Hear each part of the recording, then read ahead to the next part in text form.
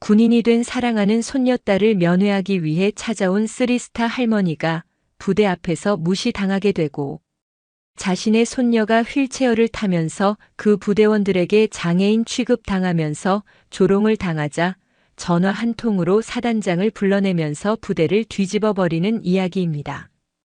6월의 마지막 토요일. 대기를 달구던 태양이 서쪽으로 한 뼘쯤 기울어 그 열기가 한풀 꺾인 오후였다. 대한민국에서 가장 강인한 사내들이 모인다는 제11특수전여단. 검은 베레모의 신화가 살아 숨쉬는 그곳의 정문은 주말의 나른함과 군사시설 특유의 삼엄함이 묘하게 뒤섞인 공기로 채워져 있었다. 위병소의 차단기 너머로 보이는 부대 안쪽은 짙은 녹음에 잠겨 평화로워 보였지만 그 평화는 언제든 깨질 수 있는 얇은 유리막과도 같았다. 그때 부대 앞 아스팔트 위로 낡은 소나타 택시 한 대가 미끄러지듯 멈춰섰다. 요란한 경적을 울리며 달려오는 고급 세단도 군용 지휘 차량도 아니었다. 엔진 소리마저 희미한 세상의 소음 속에 묻히기 딱 좋은 평범한 택시였다. 뒷문이 열리고 한 여인이 모습을 드러냈다. 60대 초반으로 보이는 단정하지만 눈에 띄지 않는 아이보리색 원피스 차림의 여인. 그녀의 이름은 박서진이었다. 그녀의 얼굴 대부분은 커다란 선글라스에 가려져 표정을 읽기 어려웠다. 손에 든 가죽 가방은 명품처럼 보였지만 자세히 보면 솜씨 좋은 장인이 만든 수제품에 가까웠다. 머리부터 발끝까지 그녀는 세월의 흐름을 기품 있게 받아들인 부유하지는 않더라도 곱게 나이든 중년 여성의 모습, 그 이상도 이하도 아니었다. 그녀는 택시기사에게 공손하게 요금을 치르고 위병소를 향해 천천히 걸음을 옮겼다. 한 걸음 한 걸음 내딛는 그녀의 발걸음은 조용했지만 땅을 딛는 힘만은 어딘가 비범한 구석이 있었다.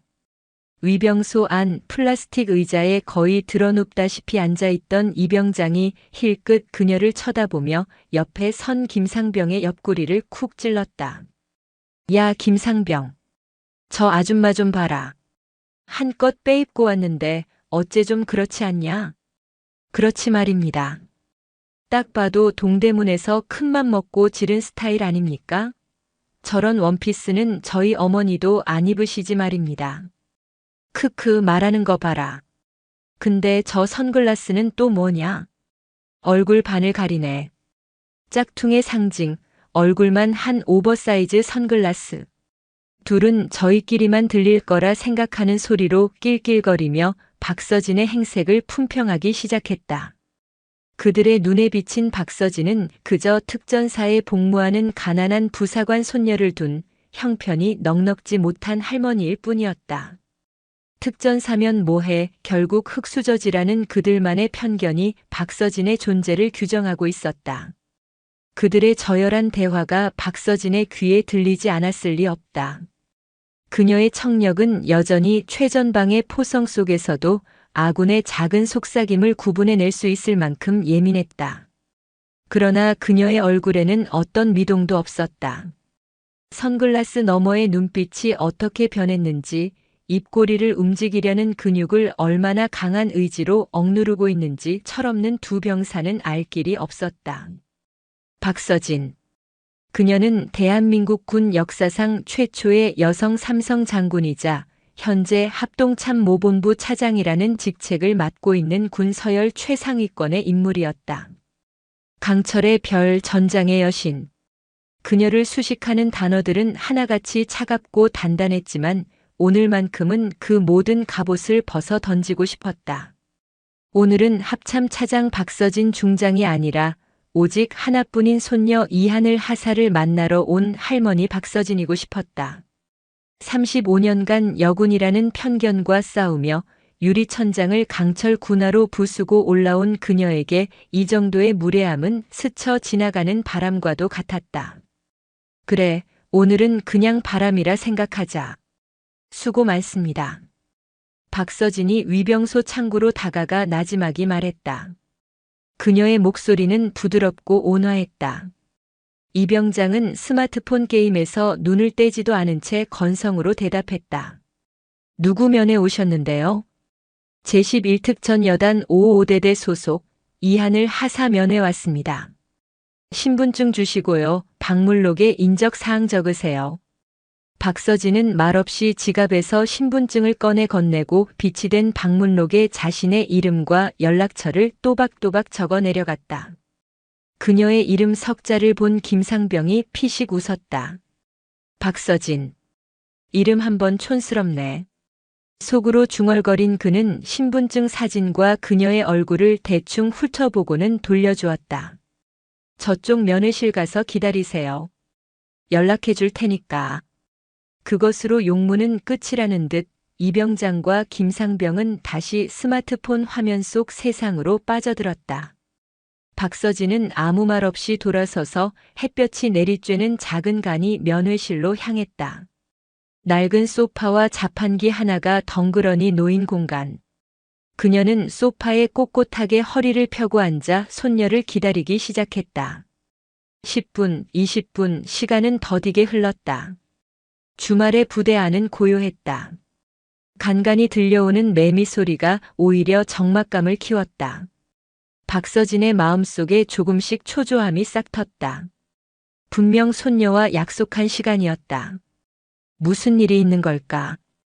혹시 급한 훈련이라도 잡힌 걸까? 온갖 상념이 머릿속을 스쳐 지나갔다. 1시간이 지났을까? 더 이상 기다릴 수 없다고 판단한 그녀가 자리에서 일어났다. 그때였다. 위병소 너머 부대 안쪽 길에서 2명의 군인이 모습을 드러냈다. 한 명은 걷고 있었고 다른 한 명은 박서진의 심장이 쿵 하고 바닥으로 떨어졌다. 다른 한 명은 휠체어에 앉아 있었다. 박서진의 시야가 흐릿해졌다. 세상의 모든 소리가 멀어지고 오직 저 멀리서 다가오는 휠체어 바퀴 소리만이 귓전을 파고들었다. 휠체어를 미는 병사의 얼굴은 낯설었지만 그 위에 앉아있는 사람은 너무나도 익숙했다.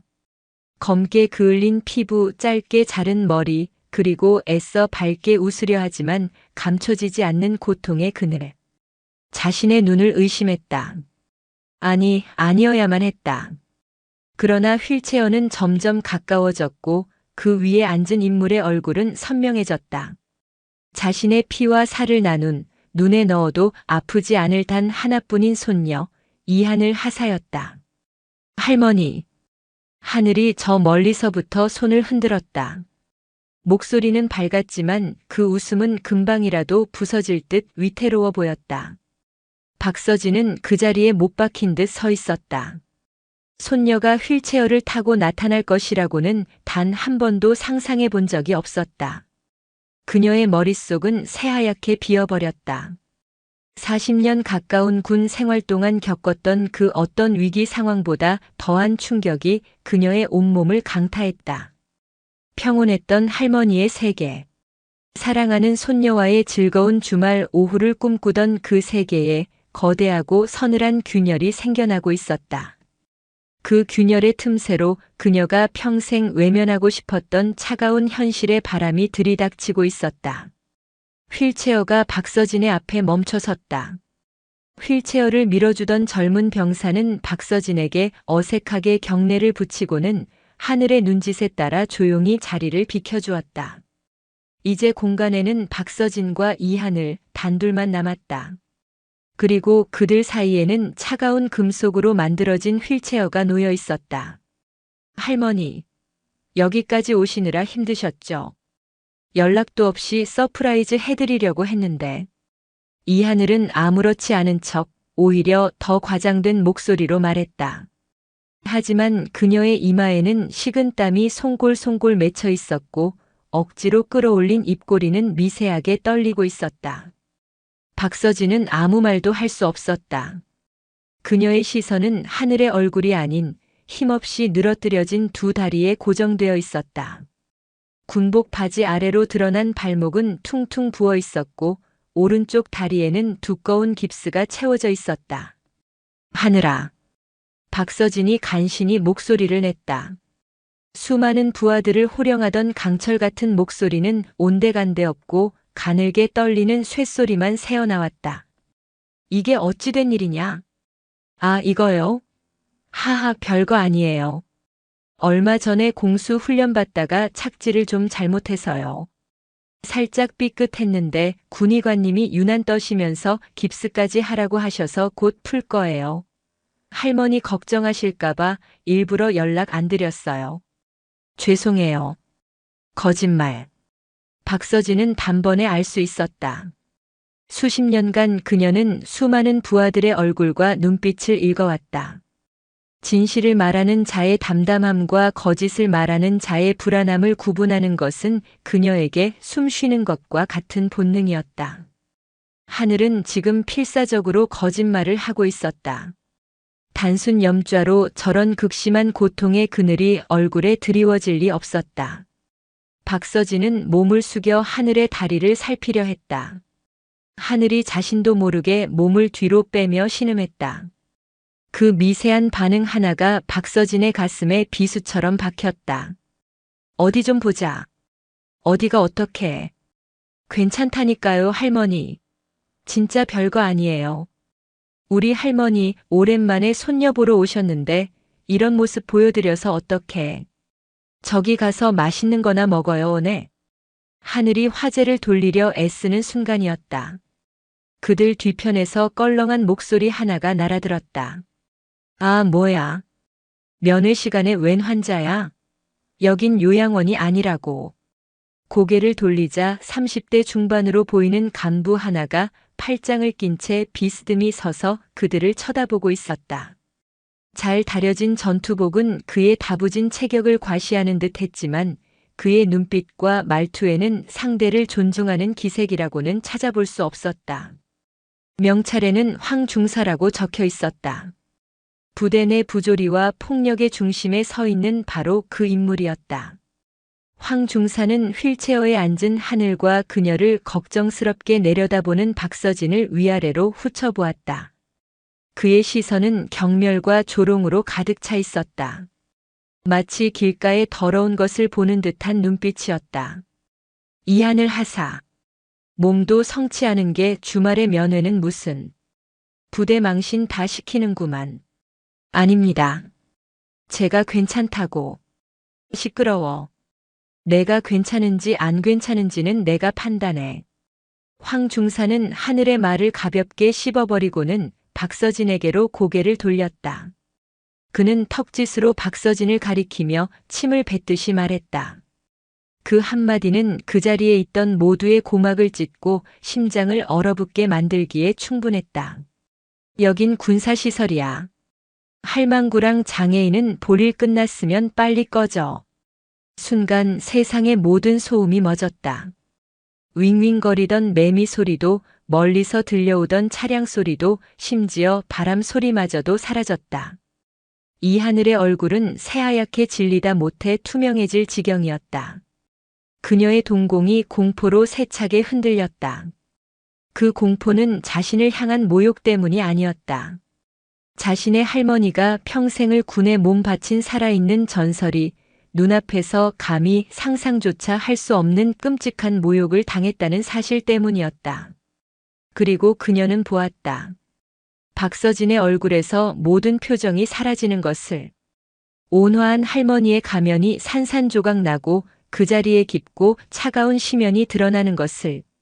수십 년간 그녀가 온몸으로 싸워왔던 모든 편견과 차별, 그리고 무수한 적의 앞에서 단 한 번도 흔들리지 않았던 강철 같은 의지가 할망구와 장애인이라는 두 단어 앞에 응축되어 용광로처럼 들끓기 시작하는 것을. 황 중사는 자신이 무슨 짓을 저질렀는지 전혀 알지 못했다.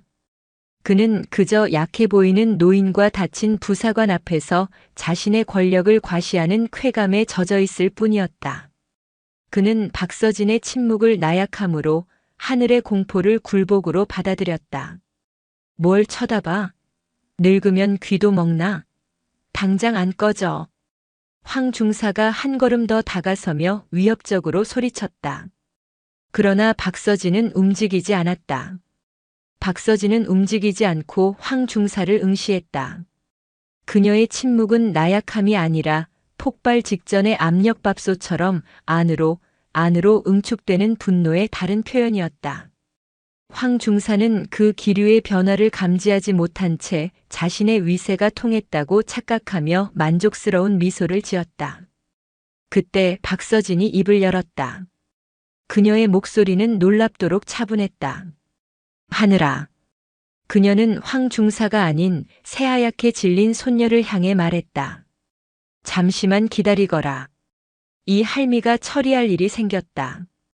그 목소리에는 더 이상 온화한 할머니의 기운이 남아있지 않았다. 수만 명의 군사를 지휘하는 지휘관의 단호함, 그 누구도 거스를 수 없는 절대적인 명령의 무게가 실려 있었다. 이 하늘은 저도 모르게 내라고 대답할 뻔했다. 박서진은 천천히 몸을 돌려 위병소를 향해 걸어갔다. 그녀의 걸음걸이는 조금 전 택시에서 내릴 때와는 완전히 달랐다. 등은 꼿꼿하게 펴졌고 어깨는 수십 개의 별을 짊어진 듯 당당했다. 한 걸음 한 걸음이 마치 지축을 울리는 듯한 착각을 불러일으켰다. 황 중사는 어딜 가 저 할망구가 라며 소리치려다 자신도 모르게 입을 다물었다.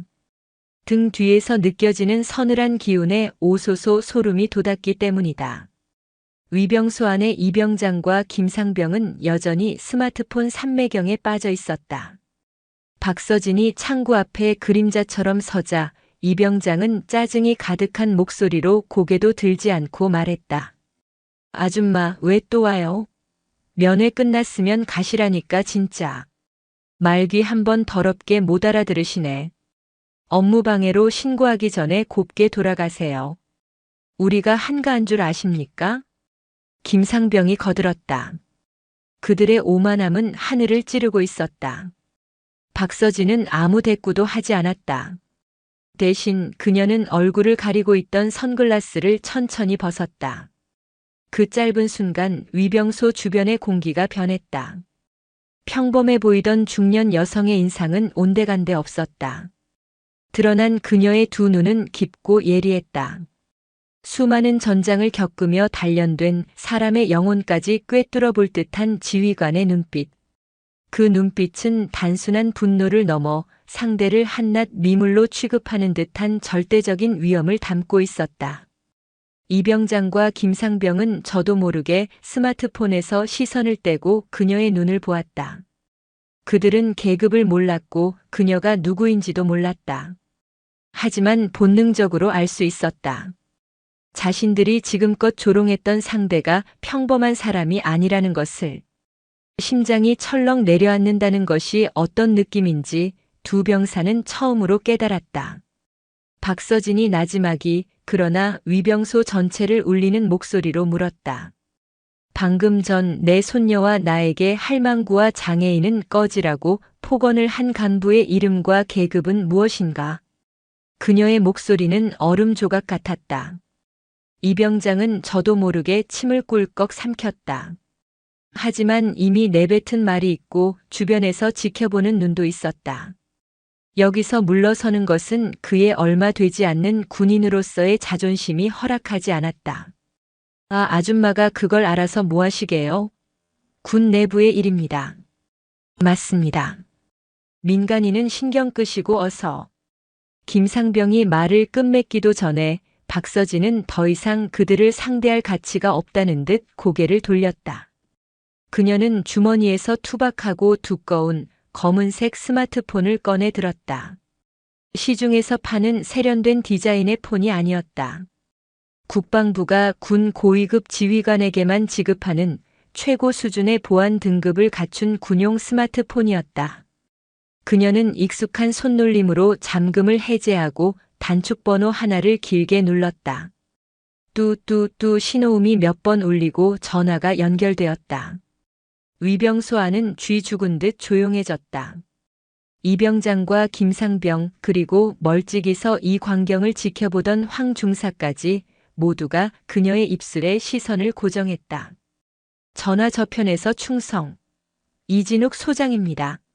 하는 우렁찬 목소리가 희미하게 들려왔다. 박서진은 그 모든 것을 무시하고 자신의 용건을 말했다. 그녀의 목소리는 조용했지만 그 안에 담긴 분노와 권위는 천둥과도 같았다. 이진욱 소장, 나 박서진 중장이다. 그 한마디가 떨어지는 순간 위병소의 시간은 멈췄다. 이병장의 손에서 스마트폰이 툭 하고 바닥으로 떨어졌다. 김상병의 입은 멍하니 벌어졌다. 소장 그리고 중장. 군 생활 1년 남짓한 그들이 평생 실제로 볼 일도 없을 TV 뉴스에서나 보던 그 단어들이었다. 자신들이 짝퉁 아줌마 할망구라며 모욕했던 저 여인이 사단장에게 직접 전화를 걸어 자신의 계급을 밝히는 대한민국 국군 중장이라는 사실을 깨닫는 순간 그들의 머릿속은 암전되었다.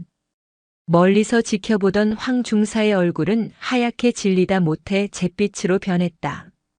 그는 자신의 귀를 의심했다. 잘못 들었을 거라고, 저 미친 노파가 허세를 부리는 거라고 필사적으로 부정하려 했다. 하지만 박서진의 자세, 그녀의 목소리, 그녀를 둘러싼 압도적인 분위기는 그것이 냉엄한 현실임을 증명하고 있었다. 강철의 별이 마침내 분노를 드러냈다. 이제 남은 것은 그 분노가 몰고 올 피의 심판뿐이었다. 같은 시각 11여 단에서 약 30km 떨어진 제17보병사단 사단장실. 이진욱 소장은 모처럼 찾아온 주말의 여유를 만끽하고 있었다. 그는 간 내린 원두커피의 향을 음미하며 한 주간 밀렸던 군사 전문 서적의 책장을 넘기던 참이었다. 창밖으로 보이는 푸른 연병장과 고요한 막사들을 보며 그는 자신의 관할 구역이 이토록 평화롭다는 사실에 안도감을 느끼고 있었다. 그의 군 생활 대부분은 전방의 팽팽한 긴장감 속에서 흘러갔다.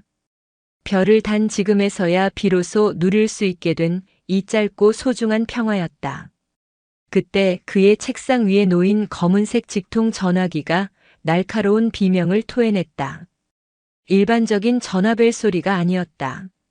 합참 및 상급 부대와의 연락에만 사용되는 듣는 순간 등골이 서늘해지는 비상벨이었다. 이진욱 소장은 반사적으로 허리를 펴고 책을 덮으며 수화기를 들었다. 그의 몸은 이미 완벽한 보고 자세를 갖추고 있었다. 충성. 사단장 이진욱 소장입니다. 수화기 너머에서는 몇 초간의 정적이 흘렀다. 그 짧은 침묵이 오히려 그의 심장을 불안하게 짓눌렀다. 그리고 이어진 목소리는 그가 평생 잊을 수 없는 하늘처럼 여기는 목소리였다. 이진욱 소장, 나 박서진 중장이다. 이진욱 소장의 온몸이 그 자리에 얼어붙었다. 박서진 중장. 그가 야전의 젊은 대위였을 시절 대대장으로서 자신을 강철처럼 단련시켰던 스승. 불과 얼음으로 비유되던 전설적인 여군 지휘관. 그녀의 이름 석자가 가진 무게는 그에게 있어 국방부 장관의 그것과 다르지 않았다. 그녀가 어째서 자신에게 직접 그의 뇌가 미처 상황을 파악하기도 전에 박서진의 차가운 목소리가 그의 고막을 꿰뚫었다. 자네 관할인 11여 단에 와 있네. 11여 단. 그가 관할하는 부대 중 하나였다. 심장이 쿵 하고 내려앉았다. 내 손녀가 다리를 못 쓰는 채로 나타났고 자네 부대 간부는 장애인과 노인은 꺼지라고 소리치는군. 위병소는 나를 민간인 취급하며 조롱하고 있다.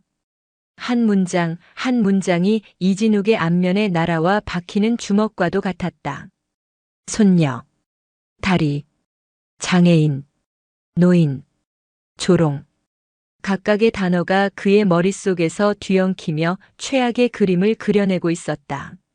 전군 최초의 여성 삼성 장군, 살아있는 신화인 박서진이 일개 위병소에서 민간인 취급을 받으며 그녀의 손녀와 함께 장애인과 노인이라는 끔찍한 폭언을 들었다.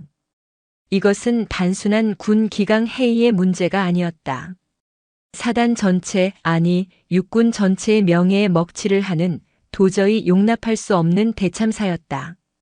까카. 죄송합니다. 제가 미쳐. 변명은 듣고 싶지 않네. 박서진의 목소리는 어떤 감정도 담고 있지 않아 더욱 무서웠다. 10분 주겠다. 10분 내로 자네가 직접 이곳 상황을 정리하지 못하면 나는 이 전화로 국방부 장관에게 직보한다. 내 말이 무슨 뜻인지 알겠나? 알겠습니다, 카카. 즉시 가겠습니다. 전화가 칼로 자른 듯 끊겼다. 이진욱 소장은 수화기를 든 채 잠시 허공을 응시했다. 그의 얼굴은 새하얗게 질려 있었다. 그는 수화기를 집어 던지듯 내려놓고 자리에서 벌떡 일어나 사단장실 문을 박차고 나갔다. 그의 입에서 포효와도 같은 고함이 터져 나왔다. 비서실장, 당번병, 다 어디 갔어? 부르셨습니까, 사단장님? 부관과 비서실장이 혼비백산하여 달려왔다. 이진욱의 얼굴을 본 그들은 사태의 심각성을 직감했다. 평소 온화하고 이성적이던 지휘관의 얼굴은 분노와 초조함으로 완전히 다른 사람처럼 변해 있었다. 당장 지휘 통제실에 연락해. 5분 대기 전투부대, 헌병 특임대, 전원 비상 출동 준비시켜. 전 지휘관 차량 4차를 선두로 해서 11여 단 정문으로 향한다. 비상. 이건 훈련이 아니다. 실제 상황이야. 1분 내로 출발한다. 사단 사령부는 그야말로 벌집을 쑤셔놓은 듯 발칵 뒤집혔다. 주말의 평온은 산산조각 났다. 요란한 비상벨이 사단 전체에 울려 퍼지고 막사에서 쉬고 있던 군인들이 허둥지둥 뛰쳐나왔다. 헌병대에서는 중무장한 특임대원들이 순식간에 차량에 탑승했다. 굉음과 함께 지휘관용 세단과 검은색 헌병 순찰차, 지휘 차량들의 시동이 걸렸다. 이진욱 소장은 관모를 고쳤으며 자신의 세단 뒷좌석에 몸을 실었다. 그는 운전병에게 고함쳤다. 죽을 힘을 다해 밟아. 가는 길에 있는 모든 신호, 모든 교통 통제는 내가 책임진다. 8분 안에 11여 단 정문에 도착한다. 예, 알겠습니다. 끼이그 하는 타이어 마찰음과 함께 지휘관용 세단을 선두로 한 차량 행렬이 마치 전장을 향해 돌격하듯 사단 사령부를 빠져나갔다. 사이렌이 요란하게 울리고 길을 가던 민간 차량들이 혼비백산하여 길을 텄다. 이진욱은 차창 밖으로 빠르게 스쳐 지나가는 풍경을 보며 입술을 깨물었다. 그의 머릿속에는 오직 한 사람, 박서진의 얼굴만이 떠올랐다. 그녀는 단순한 선배가 아니었다. 부패한 상관에게 항명하고 불이익을 받았을 때, 아무도 나서주지 않을 때 유일하게 그의 편이 되어주었던 은인. 여군이라는 이유로 온갖 차별을 받으면서도 실력 하나만으로 모든 것을 압살하고 정상에 오른 존경의 대상. 그런 그녀에게 자신의 관할 부대에서 이런 끔찍한 일이 벌어졌다. 이것은 직무유기를 넘어 은혜를 원수로 갚은 배신 행위였다. 내가 죽일 놈이다. 내가 죽어야 해.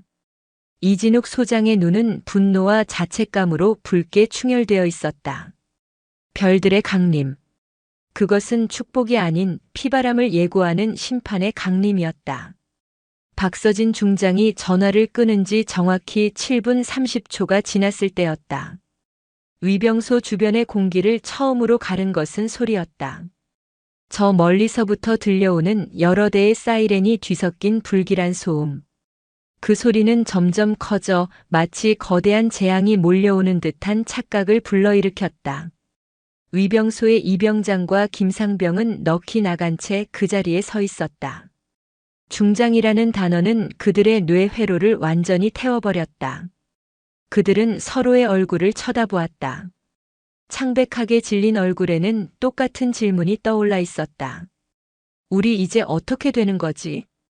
그때 저 멀리 도로의 끝에서 불빛이 번쩍였다.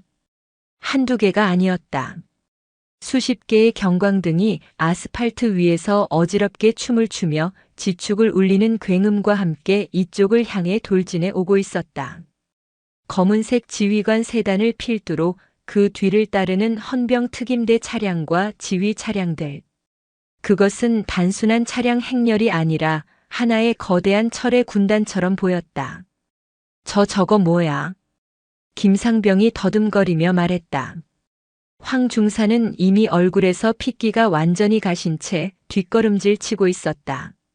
도망가야 한다는 본능이 머릿속을 지배했지만 발은 땅에 붙어 떨어지지 않았다. 기이그. 요란한 급제동 소리와 함께 선두에 있던 지휘관용 세단이 위병소 바로 앞에 멈춰 섰다. 차량 행렬 전체가 일사불란하게 정지하며 위병소 주변을 완벽하게 포위했다. 아직 먼지가 채 가라앉기도 전에 세단의 뒷문이 열리고 전투복 차림의 이진욱 소장이 튀어나왔다. 그는 주변을 둘러볼 틈도 없이 오직 한 사람, 박서진 중장을 향해 필사적으로 달려갔다. 그것은 장군의 걸음이 아니라 죄를 지은 죄인이 용서를 구하러 가는 처절한 몸부림에 가까웠다. 마침내 박서진의 앞에 선 이진욱 소장은 조금의 흐트러짐도 없는 완벽한 자세로 발을 모으고 경례를 붙였다. 그의 목소리는 주변의 모든 소음을 압도할 만큼 크고 절박했다. 충성, 까카. 사단장 이진욱 소장 명을 받고 왔습니다. 제가 죽을 죄를 지었습니다. 사단장이 별 2개를 단 장군이 짝퉁 아줌마라 불리던 여인 앞에서 각하라 칭하며 죄를 고했다. 그 충격적인 광경에 이병장과 김상병은 다리에 힘이 풀려 그 자리에 주저앉을 뻔했다. 자신들이 저지른 일이 어떤 결과를 낳았는지 비로소 그들의 뼛속까지 사무치게 깨달았다. 박서진은 아무 말 없이 이진욱을 내려다볼 뿐이었다. 그 침묵이 이진욱에게는 천근의 무게로 다가왔다. 뒤이어 차량에서 내린 헌병 특임대원들이 일사불란하게 움직이기 시작했다. 그들은 망연자실에 있는 황 중사에게 다가가 양팔을 거칠게 붙잡았다. 뭐야? 이거나. 내가 누군 줄 알고. 황 중사가 마지막 발악을 했지만 특임대원의 눈에는 어떤 동요도 없었다. 상관 모욕 및 직권 남용 혐의로 현 시간부로 당신을 체포합니다. 당신은 묵비권을 행사할 수 있으며 그 시각 때늦은 보고를 받고 관사에서 허겁지겁 달려온 11여 단장 최익현 준장이 땀을 뻘뻘 흘리며 현장에 도착했다. 그는 자신의 부대 정문이 사단 헌병대에 의해 포위된 광경을 보고는 아연실색했다. 그리고 그 중심에 서 있는 박서진 중장과 그녀에게 고개를 숙이고 있는 이진욱 소장을 발견하고는 눈앞이 캄캄해졌다. 충성. 여단장 최익현 준장입니다. 이게 어찌 된 일입니까, 사단장님? 최익현은 상황 파악을 하지 못한 채 이진욱에게 물었다. 이진욱은 고개를 돌려 그를 노려보았다. 그의 눈빛은 내놈 부대에서 벌어진 일도 모르고 있었냐는 경멸과 분노로 가득했다. 위병소 앞은 기괴한 침묵에 휩싸였다. 대한민국군 서열의 정점을 보여주는 3명의 장군. 그들 앞에 휠체어에 앉아 모든 것을 지켜보고 있는 한 명의 하사. 그리고 헌병에게 팔이 꺾인 채 끌려가는 중사와 영혼이 빠져나간 얼굴로 바닥을 보고 있는 2명의 병사. 심판의 서곡은 이미 연주되었다. 이제 곧 부패한 자들의 살과 뼈를 가르는 잔혹한 본 연주가 시작될 터였다. 그 누구도 이 폭풍을 막을 수 없었다. 휠체어에 앉은 이하늘은 눈앞에서 벌어지는 비현실적인 광경을 멍하니 바라보았다. 사단장이 달려와 고개를 숙이고 여단장이 사색이 되어 어쩔 줄 몰라 하고 자신을 괴롭히던 황 중사가 짐짝처럼 끌려가는 모습. 이 모든 것이 자신의 할머니 박서진이라는 이름 하나에서 비롯되었다는 사실이 믿기지 않았다. 그녀가 원했던 것은 이런 것이 아니었다. 그녀는 그저 할머니에게 자신의 상처를 숨기고 싶었을 뿐이다. 부대 내의 부조리와 폭력은 군인이라면 누구나 겪는 성장통 같은 것이라고 애써 스스로를 위로하며 버텨왔다. 자신의 실력으로 이겨내고 언젠가 당당하게 인정받고 싶었다. 그런데 할머니의 등장은 그 모든 것을 수포로 만들었다. 이제 그녀는 스스로 일어선 이하늘 하사가 아니라 삼성 장군 할머니 백으로 부대를 뒤집어 놓은 애가 될 터였다. 구원이 아니라 더 깊은 나락으로 떨어지는 기분이었다. 박서진은 차갑게 식은 눈으로 이 모든 상황을 조율하고 있었다. 그녀는 더 이상 손녀를 걱정하는 할머니가 아니었다. 썩어 빠진 군 기강을 바로 세우기 위해 칼을 뽑아든 냉혹한 지휘관이었다. 그녀는 헌병들에게 끌려가는 황 중사를 향해 나지막이 명령했다. 저자를 군사경찰에 인계해. 직권 남용, 상관 모욕은 물론 폭행 및 폭행교사 혐의까지 샅샅이 조사하도록. 관련된 자가 있다면 한 놈도 남김없이 색출해. 폭행교사라는 말에 최익현 준장의 어깨가 움찔했다. 박서진의 시선이 그에게로 향했다. 여단장. 옛 카카. 귀관은 지금껏 뭘 하고 있었나? 부대원 하나가 다리가 부러져 휠체어를 타고 다니고 간부가 민간인에게 폭언을 일삼는 동안 여단장은 대체 어디서 뭘 하고 있었냔 말이다. 죄송합니다. 제가 미처 살피지 못했습니다. 살피지 못한 건가 아니면 알면서도 눈을 감은 건가. 박서진의 목소리는 조용했지만 그 안에는 최익현의 심장을 얼어붙게 만드는 힘이 있었다. 그녀는 더 이상 최익현의 변명을 들을 가치가 없다는 듯 고개를 돌렸다. 그녀의 시선이 잠시 휠체어에 앉은 손녀에게 머물렀다. 그 순간 그녀의 눈빛이 미세하게 흔들렸지만 이내 다시 강철처럼 단단해졌다. 그녀는 모두가 들으라는 듯 이 자리에 모인 장군들과 병사들 그리고 하늘을 향해 선언했다. 이진욱 소장과 최익현 여단장은 듣도록. 옛 카카. 다음 주 월요일 80으로 이 11여단에 대한 국방부 직속 특별 복무 점검을 개시한다. 주변의 공기가 다시 한번 얼어붙었다. 사단 감찰도 군단 감찰도 아니었다. 국방부 직속의 특별 점검. 그것은 부대 하나를 완전히 해체하고 재조립할 수도 있는 최고 수준의 감사였다. 박서진의 선언은 거기서 끝나지 않았다. 점검단장은 내가 직접 맡는다. 그것은 선전포고였다. 단순한 기강 회의에 대한 질책을 넘어 이 부대에 뿌리 깊게 박혀있는 부패와 비리, 그 모든 것을 자신의 손으로 뿌리 뽑아버리겠다는 맹세였다. 이진욱 소장은 말없이 고개를 숙였고 최익현 준장의 얼굴은 절망으로 하얗게 변했다. 박서진은 이진욱 소장이 열어주는 지휘 차량에 오르지 않았다. 그녀는 자신의 임무가 시작되었음을 알리듯 함께 온 합참 소속의 다른 차량 뒷좌석에 올랐다. 차 문이 닫히기 전 그녀는 창밖의 하늘을 보았다. 사랑스러운 손녀의 얼굴에는 고마움이 아닌 깊은 절망과 원망이 서려 있었다. 그 눈빛이 박서진의 심장을 아프게 찔렀지만 그녀는 시선을 거두었다. 지금은 아파할 때가 아니었다. 차량들이 굉음과 함께 사라지고 위병소 앞에는 헌병들에게 연행되는 이들과 남겨진 자들의 침묵만이 덩그러니 남았다. 폭풍이 한 차례 휩쓸고 간 자리.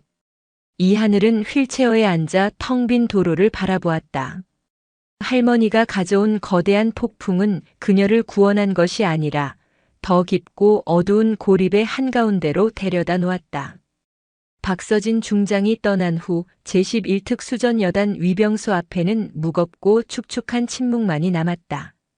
마치 거대한 태풍이 모든 것을 집어삼키고 지나간 뒤의 고요함, 그러나 그것은 평화가 아닌 더 큰 파국을 예고하는 불길한 정적이었다.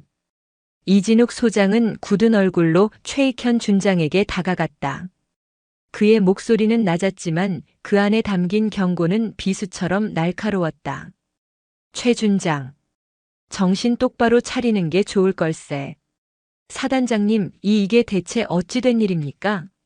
박서진 장군님께서 어인일로. 어인일로? 귀관은 아직도 상황 파악이 안 되나?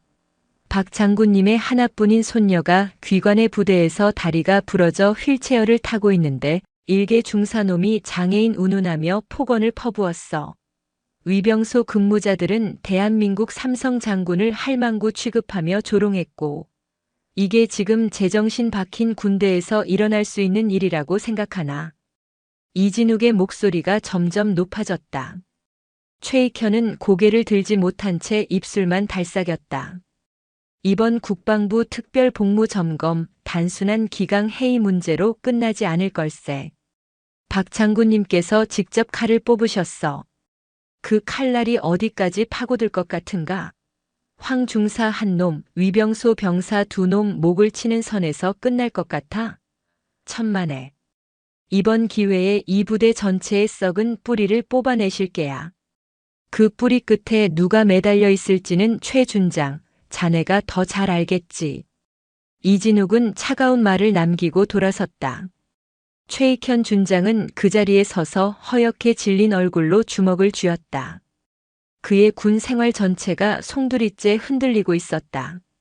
그 시각 11여 단 내부는 보이지 않는 폭풍에 휩싸이기 시작했다. 황 중사와 위병소 병사들이 사단 헌병대에 연행되었다는 소식은 빛의 속도로 퍼져나갔다. 부대 전체에 비상이 걸리고 모든 장병의 휴가와 외출, 외박이 통제되었다. 간부들은 수시로 모여 대책 회의를 했지만 뾰족한 수는 없었다. 그저 다가올 파국의 공포에 떨며 서로의 눈치만 살필 뿐이었다. 소문은 꼬리에 꼬리를 물고 부풀려졌다. 들었어? 이하늘 하사 할머니가 3스타래. 3스타가 아니라 합참 차장이라던데? 사실상 군 서열 3위 아니냐? 어쩐지 황 중사가 갑자기 깨갱하더라니. 그 인간 이제 끝났네. 황 중사만 끝나겠냐? 우리 부대 전체가 공중분해될 수도 있대. 그리고 그 모든 소문의 중심에는 이하늘 하사가 있었다. 그녀는 하루아침에 부대 내 가장 위험한 인물이자 기피 대상 1호가 되었다. 복도를 지날 때마다 동료들은 그녀를 흘깃거리며 수군거렸다. 그들의 눈빛에는 동정이나 연민이 아니었다. 내가 뭔데 감히 부대를 이 지경으로 만들어? 하는 듯한 원망과 너 때문에 우리까지 피곤해졌다는 짜증, 그리고 언제 터질지 모르는 시한폭탄을 대하는 듯한 두려움이 뒤섞여 있었다. 식당에 가도 아무도 그녀의 곁에 앉으려 하지 않았다. 생활관 동기들은 필요 최소한의 업무적인 대화 외에는 말을 걸지 않았다. 간부들은 그녀를 없는 사람 취급했다. 그녀의 휠체어는 마치 전염병 환자의 표식처럼 주변에 보이지 않는 벽을 만들어냈다. 장군님 백으로 부대를 쑥대밭으로 만드네. 저 X 때문에 우리까지 똥물 뒤집어 쓰게 생겼네. 환청처럼 들려오는 비난이 그녀의 가슴을 난도질했다. 억울했다. 분했다. 그녀가 원했던 것은 이런 결과가 아니었다. 자신의 실력만으로 오직 군인 이하늘로서 인정받고 싶었던 꿈은 산산조각 났다. 할머니의 막강한 힘은 그녀에게 구원이 아니었다. 벗어날 수 없는 족쇄이자 이마에 찍힌 주홍글씨였다. 그날 밤 이하늘은 텅 빈 생활관 침상에 앉아 홀로 울었다. 깁스를 한 다리에서 전해져 오는 욱신거리는 통증보다 마음의 상처가 더 아팠다. 그녀는 할머니를 원망했다. 왜 하필 지금 나타나서 왜 하필 이런 방식으로 자신의 삶을 망가뜨리는지 이해할 수 없었다. 그녀는 철저히 혼자였다. 폭풍의 가장 깊은 눈 속에서 그녀는 방향을 잃고 표류하고 있었다. 운명의 월요일 아침이 밝았다. 제11특 수전 여단의 공기는 그 어느 때보다 무겁고 차가웠다. 주말 내내 부대를 짓누르던 불안감은 이날 아침 현실의 무게를 지닌 공포가 되어 장병들의 어깨를 짓눌렀다. 오전 8시 정각. 여단 정문으로 검은색 세단 여러 대가 소리 없이 미끄러져 들어왔다. 국방부 마크가 선명한 차량들이었다. 선두 차량에서 내린 이는 박서진 중장이었다. 그녀는 군청색 정복 차림이었다. 어깨의 별 3개는 아침 햇살을 받아 서늘하게 빛났고 그녀의 얼굴에는 어떤 감정도 드러나 있지 않았다. 그녀의 뒤를 이어 각 분야의 최고 전문가들로 구성된 국방부 특별복무점검단원들이 일사불란하게 차에서 내렸다.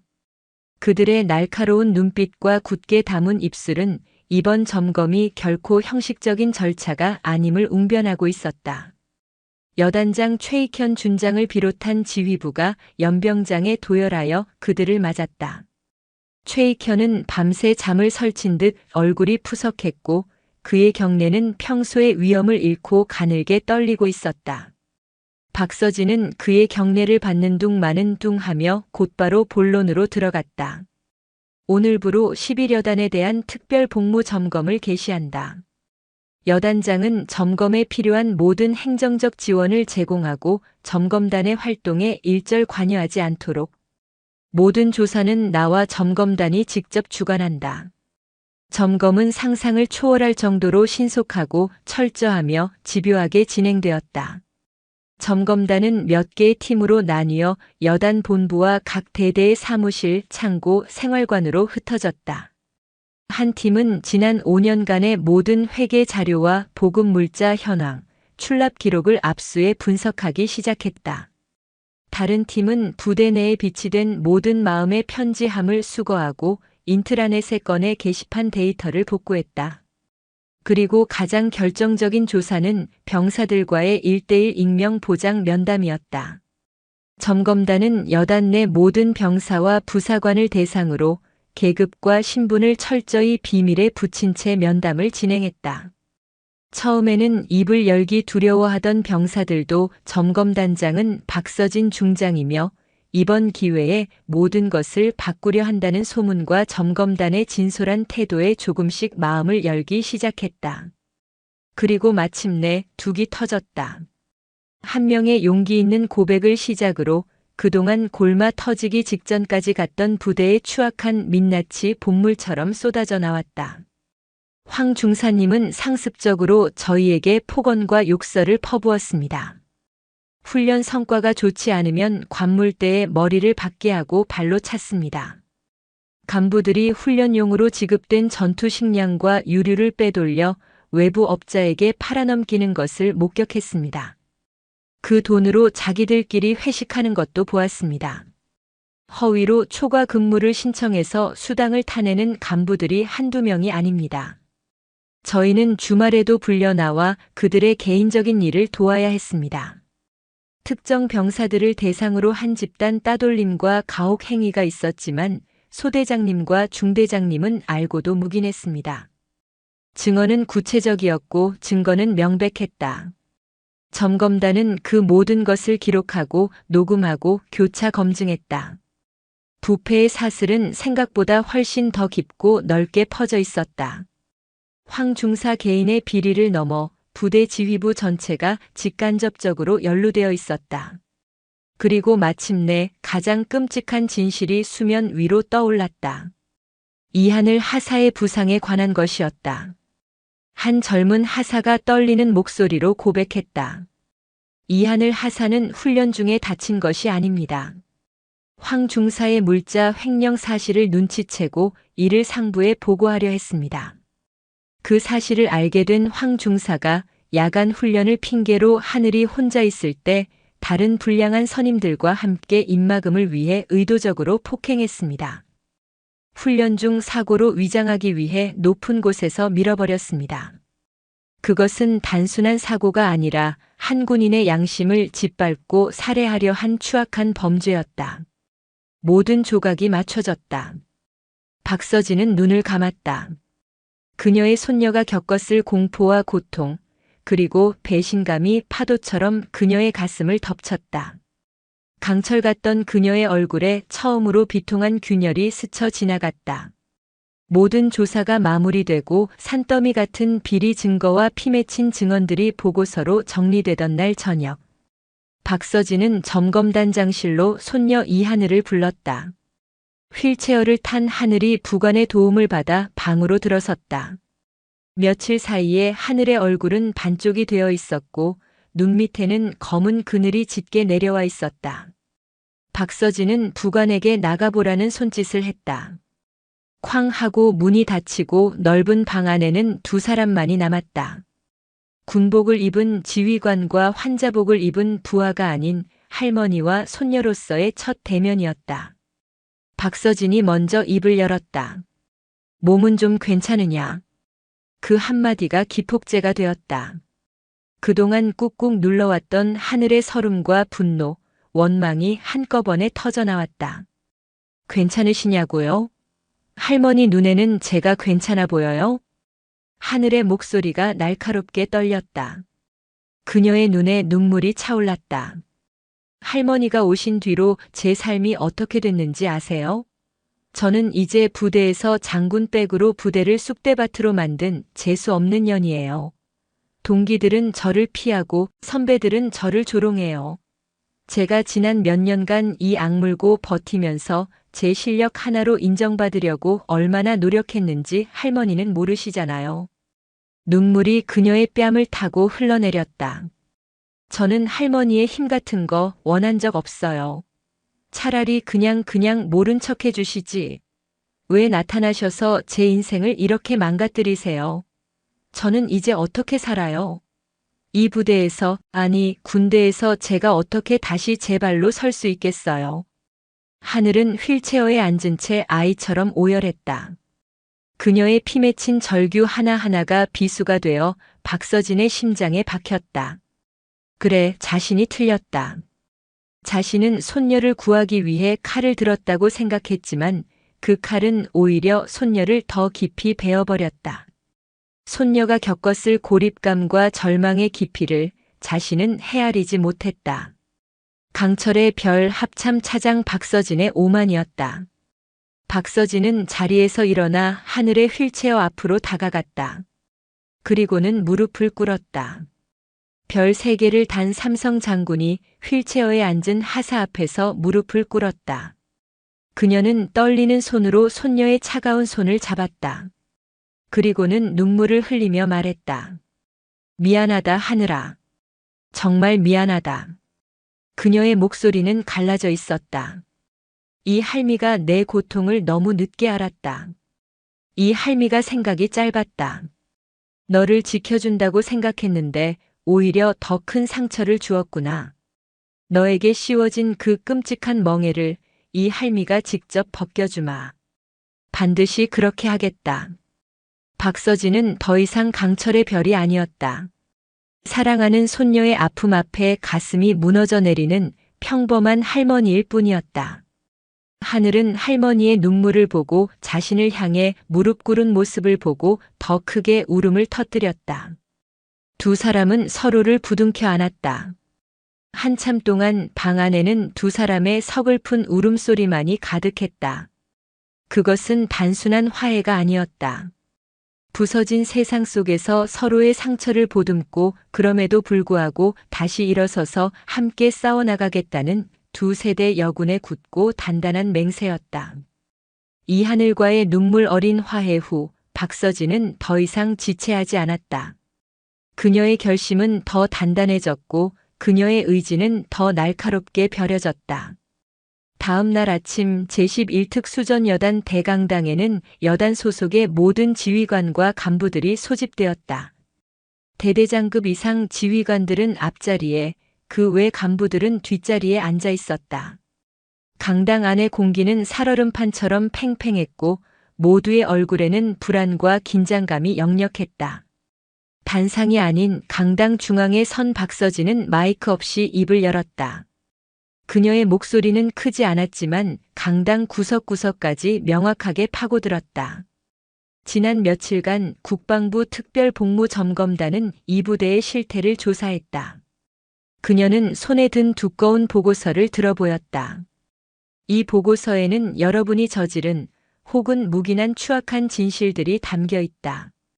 상습적인 폭언과 폭행, 훈련 물자 횡령, 초과 근무 수당 부정 수급, 부하들에 대한 가혹 행위, 이것이 여러분이 말하는 검은 베레모의 정신인가?